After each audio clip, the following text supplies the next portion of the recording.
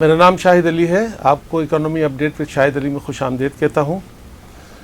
आज हम आपको कुछ पाकिस्तान के जो बेसिक मसाइल हैं, जो मईशत के बारे में और उनकी वजह से जो हम यहाँ पर पहुँचे हैं उसके बारे में हम ज़रा डिस्कस करते हैं, ताकि आप लोग सही तौर से अंदाज़ा कर सकें कि ये हमारे इश्यूज़ क्या हैं और हमें किस तरह से उसको हल करना चाहिए।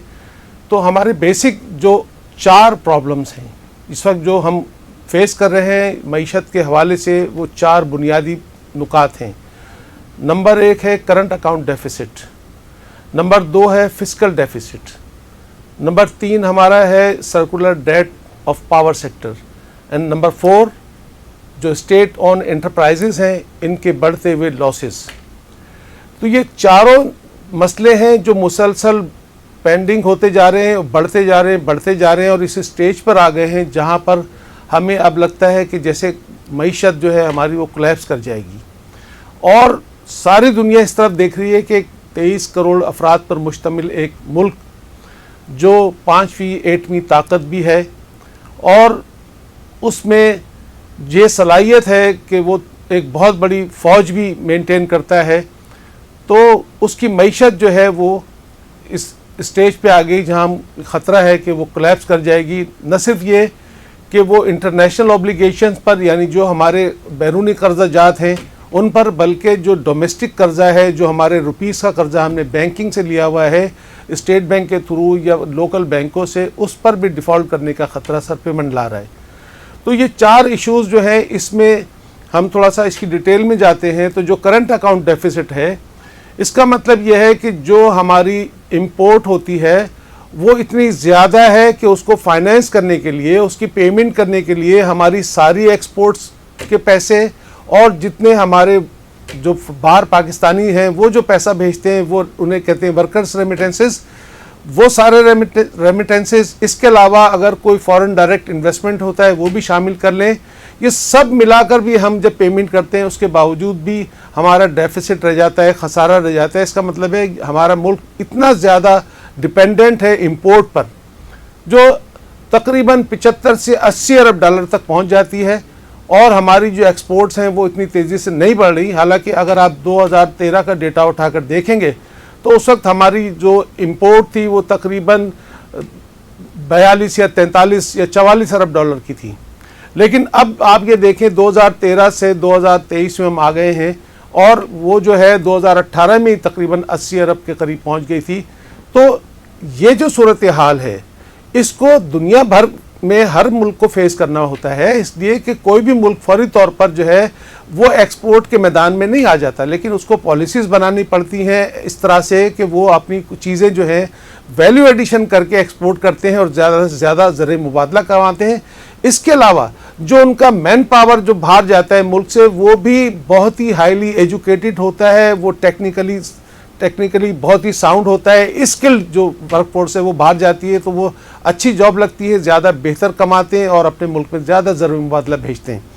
इस तरह से वो जो भी इंपोर्ट्स होती हैं उसके लिए वो कोशिश करते हैं कि इंपोर्ट को एक तो कम से कम किया जाए, उसके लिए जो चीज़ें इंपोर्ट की जा रही हैं वो हमारे मुल्क में बनना शुरू हो जाए, ताकि हम इंपोर्ट हमारा जो है बिल वो ज़्यादा ना बढ़े और एक्सपोर्ट को बढ़ाना शुरू कर देते हैं। हमारे सामने अगर हम देखते हैं कि जनाब वियतनाम जो था वो हमारे सामने जंग से निकलकर 1975 में वो दुनिया में समझे उसने अपना कारोबार शुरू किया और आज उसकी जो 1 साल की एक्सपोर्ट है वो 300 अरब डॉलर की है। हमारी 1 साल की एक्सपोर्ट 25 अरब डॉलर की होती है, उसकी 1 महीने की एक्सपोर्ट 25 अरब डॉलर की। इसकी तरह हम देखें जो थाईलैंड है, हमारे 1980 की दिहाई में पाकिस्तानी थाईलैंड जाते थे इसलिए कि बहुत ज़्यादा सस्ता था, बहुत ही गरीब मुल्क था, वहाँ की करेंसी बहुत लो थी, हमारी करेंसी ऊपर थी।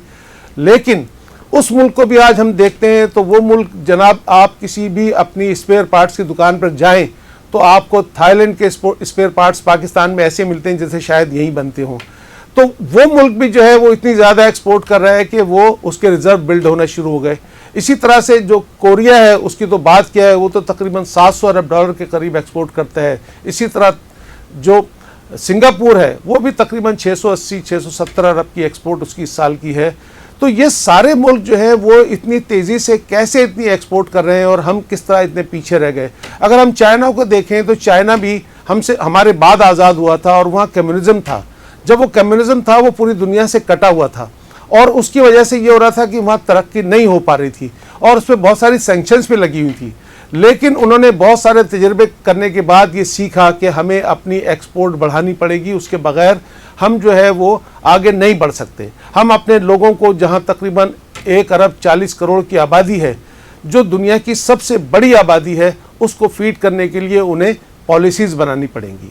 तो 1979 में जो उनका एक लीडर था डेंग जियाओपिंग, उसने इस्लाहात का आगाज़ किया और उसने कहा कि भाई हमें दरवाजे चाइना के खोलने पड़ेंगे।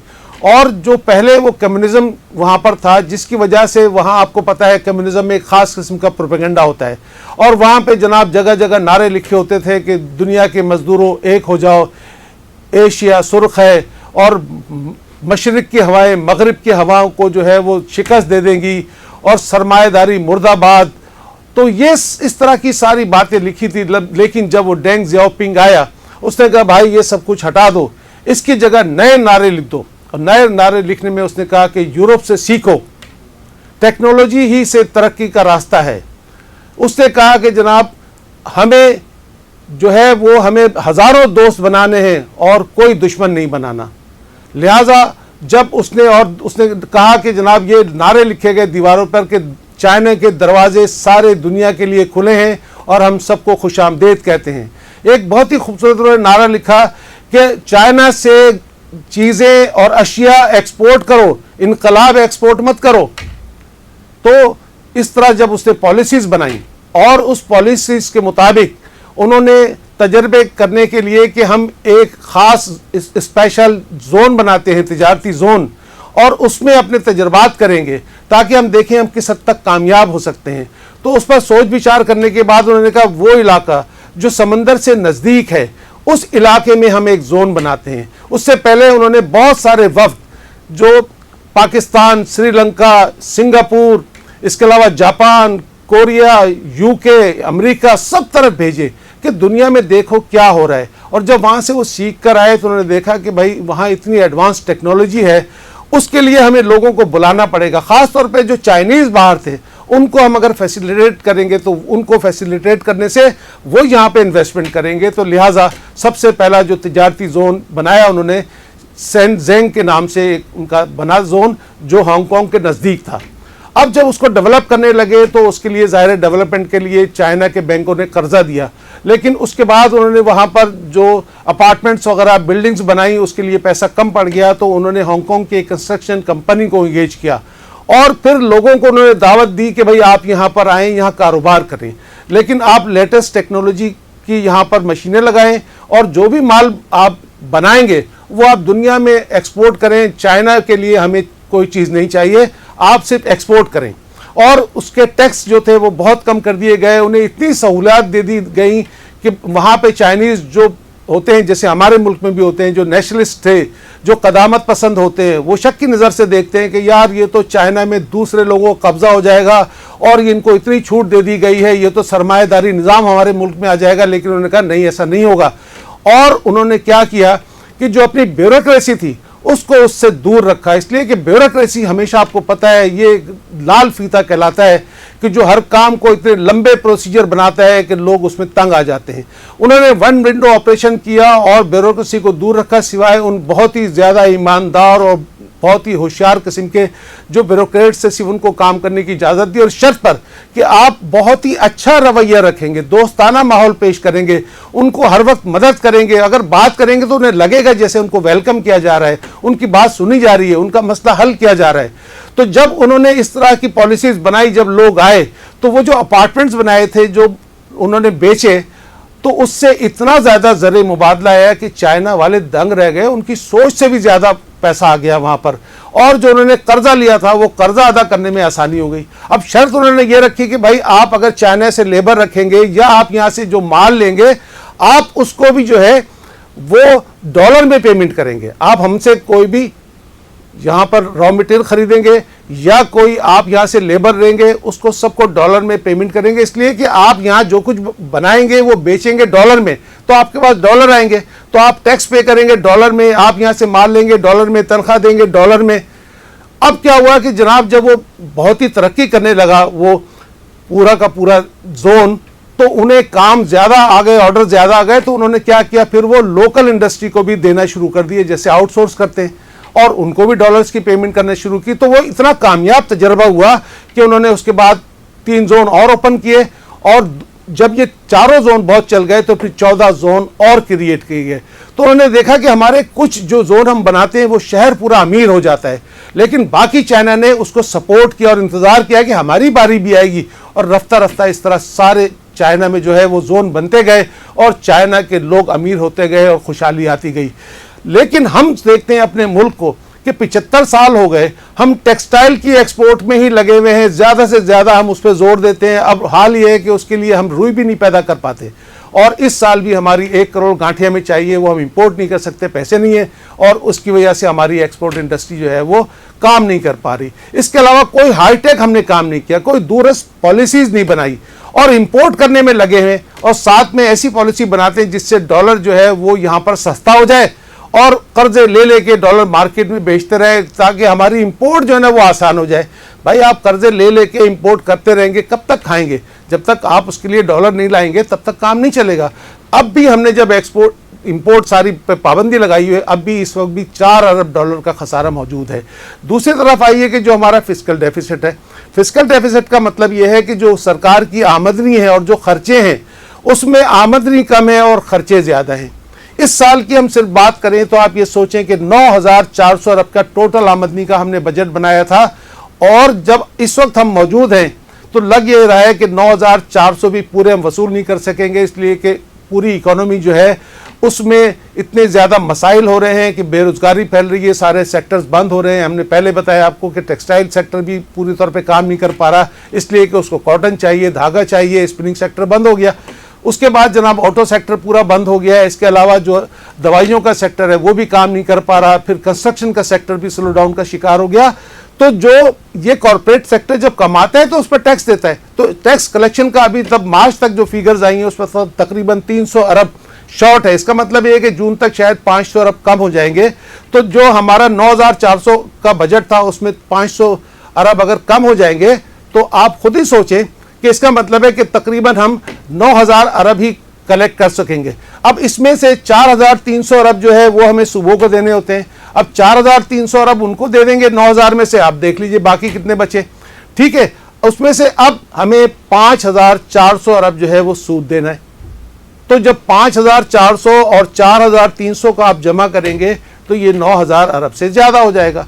तो इसका मतलब ये है कि जो डिफेंस का खर्चा हमें करना है, जो तकरीबन 1563 अरब का खर्चा हमने बजट किया हुआ है, इसके अलावा सब्सिडीज़ 680 अरब की हमने बजट की थी।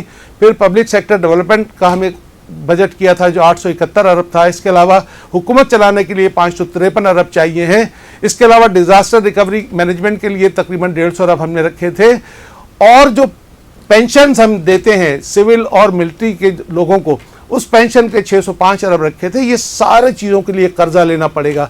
जब हमने बजट किया था उस वक्त सूद के लिए 5 से 4,000 अरब रखे थे, अब वो बढ़ के 5,400 अरब बन गए। तो उस वक्त उस बजट में हमारा 4,500 रुपये का खसारा था कि हम वो 4,500 उधार लेकर अपना बजट को पूरा करेंगे। अब वो खसारा बढ़ के जो है वो 6,500 अरब पे पहुंच जाएगा। पहले ही हमारे पर इतना ज़्यादा कर्जा है और उसमें 6,500 का इजाफा हो जाएगा, तो अगले साल क्या होगा फिर?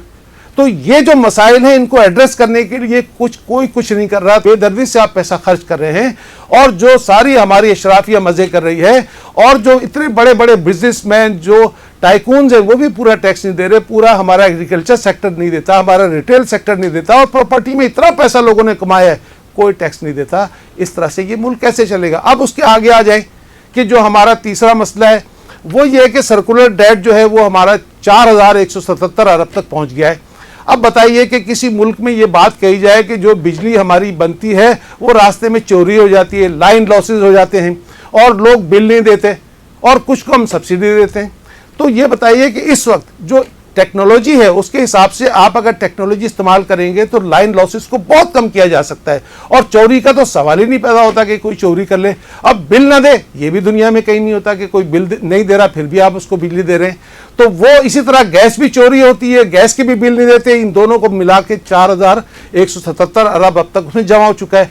फिर हमारी जो स्टेट ओन्ड एंटरप्राइजेस हैं, जो सरकारी इदारे हैं, जैसे वापडा है, रेलवे है, इसी तरह से PIA है, या जो भी इदारे हैं, स्टील मिल है, ये सारे हर साल इतना नुकसान करते हैं कि सैकड़ों अरब का हर साल नुकसान करते हैं, और वो नुकसान बढ़ता जा रहा है इनके, और गवर्नमेंट उसको पूरा करती है, कभी नहीं कर पाती, उनके सारे हिसाब रुक जाते हैं।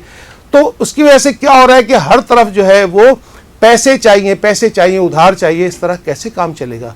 तो ये इन चीज़ों को एड्रेस करना पड़ेगा। हालांकि ये कोई रॉकेट साइंस नहीं है, हम अपनी आमदनी के हिसाब से ही, जो कहते हैं चादर के हिसाब से पांव फैलाने चाहिए, हमें अपने खर्चों को कम करना पड़ेगा, आमदनी को बढ़ाना पड़ेगा। जबकि ये मुल्क जो है इस कदर रिसोर्सफुल है कि यहाँ पे आमदनी बढ़ाना कोई मसला नहीं है, यहाँ पे खर्चों को कंट्रोल करना भी मसला नहीं है, लेकिन उसके लिए विल चाहिए।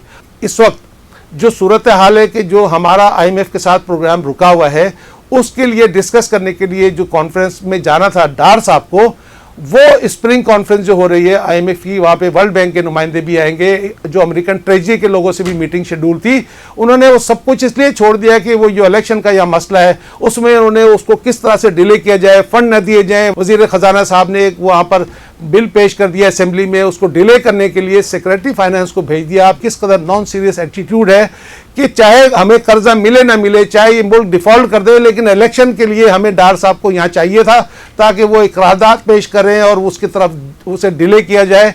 तो प्रायोरिटीज इस तरह की हैं। कैसे ये मसले हल होंगे? अगर नहीं होंगे तो कब तक हम लोन पे चलेंगे? इसका मतलब है फिर हमारा बैंकिंग सिस्टम भी कोलैप्स कर सकता है। जिस तरह में 127 अरब की 3 साल में पेमेंट्स करनी है और हमारे पास बिल्कुल पैसे नहीं है। आज अगर हमारे पास पैसे आ भी जाएं, सऊदी अरब भी दे देगा, या चाइना भी दे देगा, UAE भी दे देगा, वर्ल्ड बैंक भी दे देगा, उसके बावजूद आप सोचें कि अभी जो हमें पेमेंट करनी है वो तकरीबन $4.5 अरब की पेमेंट करनी है जून तक, लेकिन 3 सालों में 127 अरब डॉलर की पेमेंट करनी है। आप बताइए वो कहाँ से पैसे आएंगे? जबकि हमारा खसारा जो है, जो करंट अकाउंट का, वो भी हर साल हो रहा है। तो हमें तो उसे फाइनेंस करने के लिए भी कर्जा चाहिए, और जो ये कर्जे हैं इसका सूद देने के लिए पैसा चाहिए, और ये कर्जे उतारने के लिए पैसा चाहिए। तो कहाँ से आएगा? ये सारी चीज़ों को मैनेज किए बगैर ये मुल्क आगे नहीं बढ़ सकता। हम समझते हैं कि आपको हमारी ये इन्फॉर्मेशन पसंद आएगी, हमारा प्रोग्राम पसंद आएगा। इसको ज़रूर लाइक कीजिएगा, शेयर कीजिएगा, ताकि बात दूसरों तक भी पहुंचे और हमारी आवाम में बेदारी पैदा हो कि अपने खर्चों को मैनेज करो और इस मुल्क की एक्सपोर्ट को बढ़ाओ, इंपोर्ट को कर्टेल करें, ताकि हमारा मुल्क भी आज़ाद मुल्क की हैसियत से दुनिया में रह सके। इन्हीं अल्फाज के साथ इजाज़त दीजिए। अल्लाह हाफिज़ नासिर।